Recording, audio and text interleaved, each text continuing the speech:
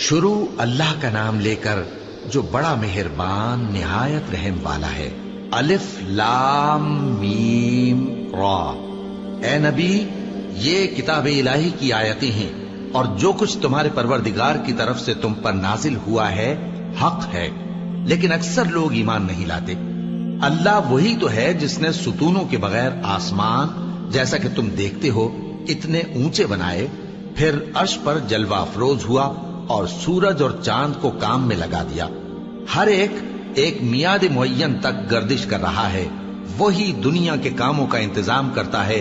اس طرح وہ اپنی آیتیں کھول کھول کر بیان کرتا ہے کہ تم اپنے پروردگار کے روبرو جانے کا یقین کرو۔ اور وہی ہے جس نے زمین کو پھیلایا اور اس میں پہاڑ اور دریا پیدا کیے اور ہر طرح کے میووں کی دو دو قسمیں بنائیں۔ وہی رات کو دن کا لباس پہناتا ہے۔ غور کرنے والوں کے لیے اس میں بہت سی نشانیاں ہیں۔ اور زمین میں کئی طرح کے قطعات ہیں ایک دوسرے سے ملے ہوئے، اور انگور کے باغ اور کھیتی اور کھجور کے درخت۔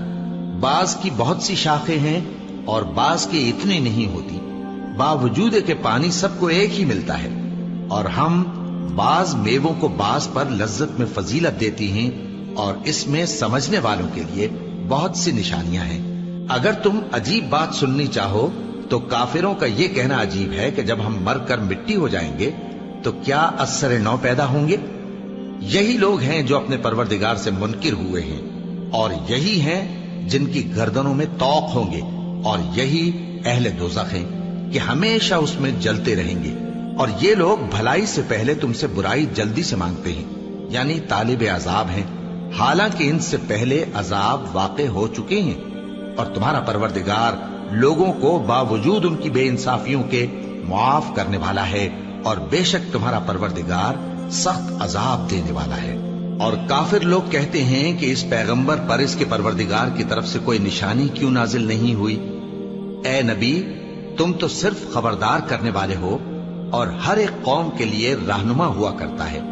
اللہ ہی اس بچے سے واقف ہے جو عورت کے پیٹ میں ہوتا ہے، اور وہی پیٹ کے سکڑنے اور بڑھنے سے بھی واقف ہے، اور ہر چیز کا اس کے ہاں ایک اندازہ مقرر ہے۔ وہ چھپی اور ظاہر چیزوں کا جاننے والا ہے، سب سے بزرگ ہے، عالی رتبہ ہے۔ کوئی تم میں سے چپکے سے بات کہے یا پکار کر، یا رات کو کہیں چھپ جائے یا دن کی روشنی میں کھلم کھلا چلے پھرے، اللہ کے نزدیک برابر ہے۔ اس کے آگے اور پیچھے اللہ کے چوکیدار ہیں جو اللہ کے حکم سے اس کی نگرانی کرتے ہیں۔ اللہ اس نعمت کو جو کسی قوم کو حاصل ہے نہیں بدلتا جب تک کہ وہ اپنی حالت کو نہ بدلے، اور جب اللہ کسی قوم کے ساتھ برائی کا ارادہ کرتا ہے تو وہ پھر نہیں سکتی، اور اللہ کے سوا ان کا کوئی مددگار نہیں ہوتا۔ وہی تو ہے جو تم کو ڈرانے اور امید دلانے کے لیے بجلی دکھاتا اور بھاری بھاری بادل پیدا کرتا ہے، اور رعد اور فرشتے سب اس کے خوف سے اس کی تسبیح و تحمید کرتے رہتے ہیں۔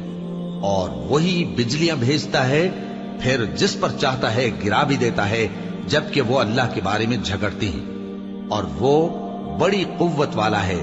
کام کا پکارنا تو اسی کا ہے، اور جن کو یہ لوگ اس کے سوا پکارتے ہیں وہ ان کی پکار کو کسی طرح قبول نہیں کرتے، مگر اس شخص کی طرح جو اپنے دونوں ہاتھ پانی کی طرف پھیلا دے تاکہ دور ہی سے اس کے منہ تک آ پہنچے، حالانکہ وہ اس تک کبھی بھی نہیں آ سکتا۔